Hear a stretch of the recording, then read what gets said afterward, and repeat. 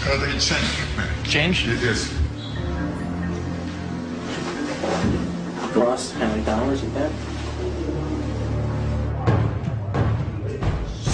The gari, or kick, is a key karate strike. Because the legs are roughly 4 times more massive than the arms, they can deliver a lot more power when they land. Aimed high, they can deliver enough force to cause a concussion. Aimed low, they can bring an opponent to his knees. Which is why we started with Gadan Mawashi Gari. You use your shin bone. Yes, yes. A quick snap strike. It's a low kick aimed at the opponent's thigh. Yes. Up, down. Up, down. What does he mean by up, down? That you start from up and you go down. It so comes like, out more powerful. That's downwards? it. Yes. Oh, okay. Yes. Because of my MMA training, I've used similar kicks to destroy legs in the ring. Oh, very good, very good. It's a great move for a stand-up fight. So the outer one is a round movement, but the inner one is a straight movement. You go just straight directly to the inner thigh. Because the bone of the thigh is the strongest in the body, you probably won't break a guy's leg with this kick. Should I transfer my foot here to kick, or am I just lifting the leg? But a good low kick can hit the femoral nerve, causing intense pain. Okay, okay. The kick's power comes from the snap of the knee. The snap is created when the quadricep, the largest muscle in the body, contracts and pulls the tendon connecting to the foot over the knee. Using the knee as a pulley, the strength of the quad is enough to accelerate your foot to speeds close to 30 miles per hour. A solid low kick can deliver about as much force as being stomped by a bull. I think the low kick is going to be where I'm at. I'll be able to take their legs out quick. I can throw a lot of power behind it with my weight. And I'm sure no one here is as strong as me, but they're all faster than me, which sucks. But what am I going to do? While we were still getting the hang of the low kick, Shishinoi-sensei taught us another great move, his signature strike, the Jodan Mawashi Gari. You make a turning movement, knee up.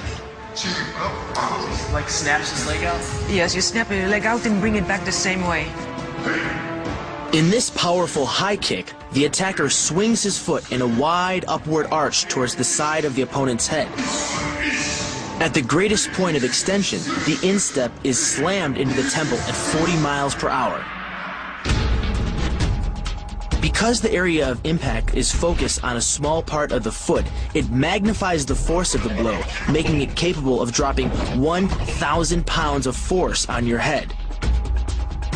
It's like getting whacked in the head with a Louisville slugger.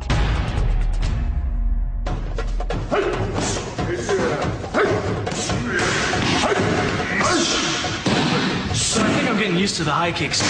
Jodan Mawashi Gari started to become my kicks, so I like feels pretty good at the low kicks. But these, I think, because I'm a little more flexible, a little more limber, and I think they're a bunny kick right to the head. So these are something that I think I'm going to be able to really utilize a lot when we have our kumite fight.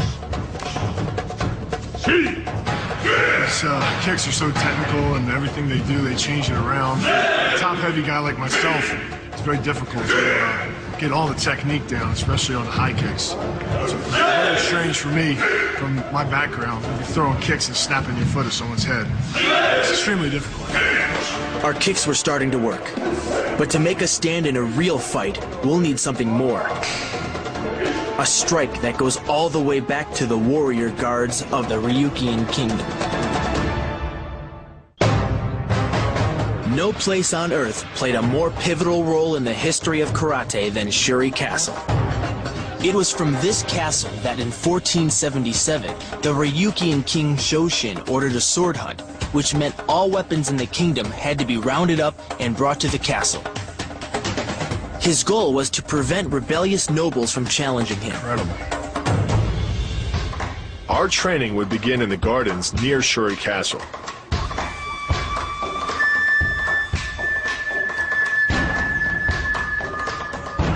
Here we met Higa Sensei, an 8th degree black belt.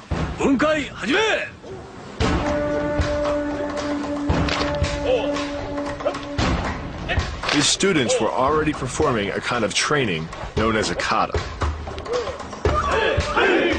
Kata is a practice by yourself. This is also your concentrations and muscles and the spiritual training. So it's basically like a fake fight? That's right. If when you practice the kata again and again, your muscle remembers movement. It turns out that doing hundreds of reps of a kata builds muscle memory. It literally changes the way your neurons in your brain grow. Eventually, you can do these moves without thinking at all. And as we both know from other fights, thinking is the enemy. In a fight, you just have to react. And kata gets you ready. After absorbing the basic flow of the kata, it was time to start training. Can you teach us some blocks? We began by learning the primary block of this style of karate, called shurite. Named for Shuri, the ancient capital of Ryukyu, Shuri-te is thought by some to be the art closest to the original Okinawan martial art of te, before it was influenced by Chinese kung fu. A form of it may even have been used by the warriors of the Ryukyuan king Shohashi when he battled to unify the kingdom in 1429. Though battles were fought with swords, spears, and bows, a weaponless warrior still needed some way to battle his enemies. Shohashi's men may have used a predecessor to Shuri-te. Shurite's emphasis is on simplicity. Straight punches and hard blocks. Efficient and effective. Just what we needed. So he's clubbing down on my bone. 'Cause, yeah, I can feel that in my nerves. This block is the uchi-uke, or forearm block. Using the elbow as a fulcrum point, the defending forearm is slashed in a downwards arc, basically attacking the soft muscles on top of your opponent's forearm with the hard bone of your own. The block works by taking the opponent's blow at an angle, which deflects the energy of the blow away from the vulnerable torso. The harder you block, the further his blow will be deflected, and the more open he'll be to a counter-strike. Not to push, strike. That's right. That's right. So he's kind of using his defensive move as an offensive move. It's not like he's taking him and sneaking in here for a second. He's not pushing, it's striking the arm, right? Oh, okay, so it's more of an offensive move too. Believe me, that's a strike in the arm. My forearms are... Yeah. Is it normal to have sore forearms, or are we just really bad? Big welts? Oh yeah, that's much better. That helps. That helps a lot. Yes, that's great. Here, show him. Thanks.